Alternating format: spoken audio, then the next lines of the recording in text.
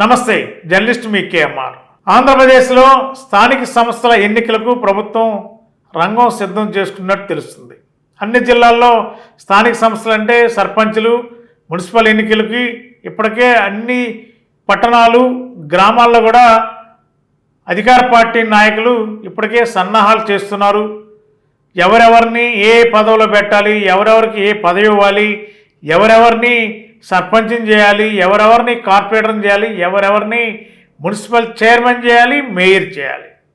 ఇట్లా రాష్ట్ర వ్యాప్తంగా అన్ని జిల్లాల్లో అధికార పార్టీ నాయకులు టీడీపీ, అటు జనసేన, బీజేపీ కూడా, బీజేపీకి బలం ఉన్న చోట బీజేపీ, జనసేనకు బలం ఉన్న చోట జనసేన, టీడీపీకి బలం చోట టీడీపీ, ఇట్లా ఈ విధంగా ఈ పార్టీలన్నీ కూడా మళ్ళా స్థానిక సంస్థల ఎన్నికల్లో వన్ సైడ్ ఎలక్షన్ జరిగేలా రాజకీయ వ్యూహంతో అడుగులు వేస్తున్నారనేది మనకున్న సమాచారం.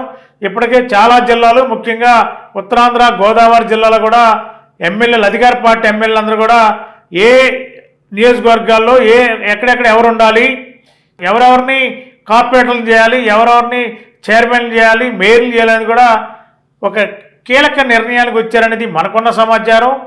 మరి ఈ జిల్లాల్లో భవిష్యత్తులో మరి ఇప్పటికే కూటమి ప్రభుత్వం పైన ప్రజల్లో కాస్త వ్యతిరేక వాతావరణం కనిపిస్తున్న నేపథ్యంలో అధికార పార్టీ కాబట్టి పోలీస్ యంత్రాంగాన్ని, అధికారుల్ని ఉపయోగించుకుని ఏదో నయ్యానో భయానో అధికారం మళ్ళీ ఎక్కడికాడి స్థానిక సంస్థల్లో వన్ సైడ్ ఎలక్షన్ జరిగేలా, విజయబావుట ఎగిరివేసేలా కూటమిలో ఉన్న పెద్దలు ప్రయత్నాలు చేయడం ఖాయమనేది సుస్పష్టం అనేది చాలా క్లారిటీ అందరిదేశ విషయమే.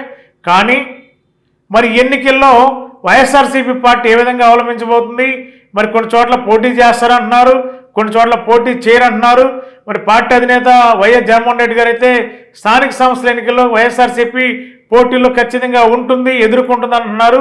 మరి జిల్లాల్లో కొన్ని నియోజకవర్గాల్లో వైఎస్ఆర్సీపీకి ఆశించిన స్థాయిలో ఇన్ఛార్జీలు బలంగా లేకపోవడం, కొన్ని చోట్ల బలంగా ఉండడం, మరి అధికార పార్టీ దాటిని తట్టుకుని ప్రతిపక్షంలో వైఎస్ఆర్సీపీ ధీటుగా నిలబడి విజయబావుట ఎగురవేయడం ఖాయమేనా? మరి కొన్ని చోట్ల రాజకీయ పార్టీ పరంగా ఒత్తిళ్ళు ఉంటాయి, బేరసారాలు ఉంటాయి, అనేక రకాల భయపెట్టడాలు ఉంటాయి. మరి వీటన్నింటినీ తట్టుకుని వైసీపీ ఏ విధంగా నిలబడుతుందో చూడాలి. అధికార పార్టీ అయితే ఖచ్చితంగా 95% ఆంధ్రప్రదేశ్ అంతా కూడా స్థానిక సంస్థల ఎన్నికల్లో విజయబావుట ఎగిరివేయడానికి ఆ పార్టీ అధినేత చంద్రబాబు నాయుడు గారు, ఉప ముఖ్యమంత్రి పవన్ కళ్యాణ్ గారు కూడా జనసేన పార్టీ తరఫున కూడా ఎక్కువ సీట్లకు తీసుకుని విజయబావుట ఎగిరివేయాలి, వైఎస్ఆర్సీపీకి ఎక్కడ అవకాశం రాకూడదు అనేది ఒక సంకల్పంతో ఉన్నారు. మరి రానున్న రోజులు అంటే ఒక 90-100 డేస్లో రాష్ట్రం అంతా కూడా స్థానిక సంస్థల సందడి స్టార్ట్ కాబోతుంది. ఇప్పటికి అధికార పార్టీ నాయకులు సమీకరణలో నిమగ్నమై ఉన్నారు. మరి వైఎస్ఆర్సీపీ ప్రస్తుతానికి సైలెంట్గా ఉంది, అధికార పార్టీ మాత్రం జోష్లో ఉంది.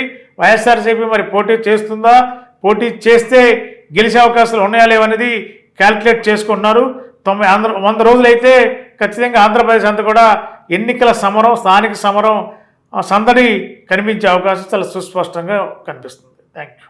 Ashram cancer care, Ashram hospitals, Eluru సంయుక్త పశ్చిమ గోదావరి జిల్లాలోని అత్యుత్తమ క్యాన్సర్ వైద్యం మన ఆశ్రమ్ క్యాన్సర్ కేర్ లో సెంట్రల్ ఆంధ్రాలో తొలిసారిగా 6 డాఫ్ టెక్నాలజీ ద్వారా రేడియోథెరపీ ట్రీట్మెంట్స్ అందిస్తున్న మన Ashram cancer care breast cancer, గర్భాశయ ముఖద్వార క్యాన్సర్, జీర్ణాశయ క్యాన్సర్, బ్రెయిన్ క్యాన్సర్, నోటి క్యాన్సర్, గొంతు క్యాన్సర్, ఊపిరితిత్తుల క్యాన్సర్, బోన్ క్యాన్సర్, అండాశయ క్యాన్సర్, మూత్రకోశ క్యాన్సర్, ప్రొస్టేట్ క్యాన్సర్, చర్మ క్యాన్సర్, ఇలా క్యాన్సర్ వ్యాధి ఏదైనా చికిత్స ఆశ్రమ్ క్యాన్సర్ కేర్ లోనే.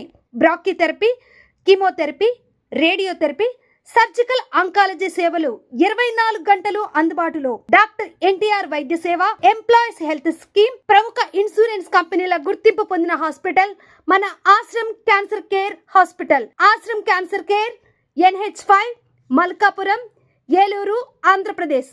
Phone numbers 08812 288 299, 94910 44836.